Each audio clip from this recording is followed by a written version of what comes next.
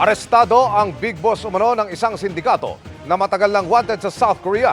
Sangkot din siya umano sa malapogong operasyon sa Pilipinas at kumita ng katumbas ng mahigit 50 bilyong piso. Nakatutok si John Consulta. Exclusive!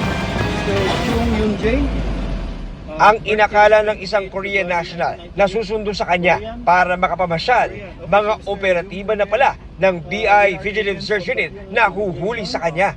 You are under arrest and 고 you have the right to remain silent. 지금 묵비권 행사할 수가 있고 Anything you say can and will be used against you in the court.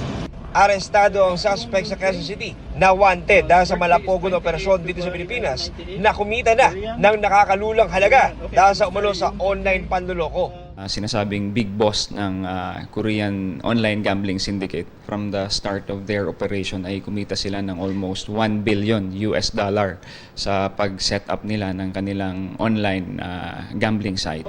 Matagal na raw silang wanted sa Korea pero naging napakailap dahil sa kanilang diskarte sa pag-ooperate dito sa ating bansa. Nag-ooperate sila sa mga bahay-bahay lang para maiwasan nga na ma-inspect sila or ma-regulate ng ating pag-core. Mas may risk ito na doon pwede rin nilang gawin yung mga pangluloko or pang-scam kasi nga hindi sila nare-regulate. Kung wala raw local case ang kanilang naaresto, agad siyang ipapatiport pabalik ng Korea para maharap ang kanyang kaso. Wala pang pahayag ang nahuling dayuhan na nasa BI Detention Facility sa Bigutan.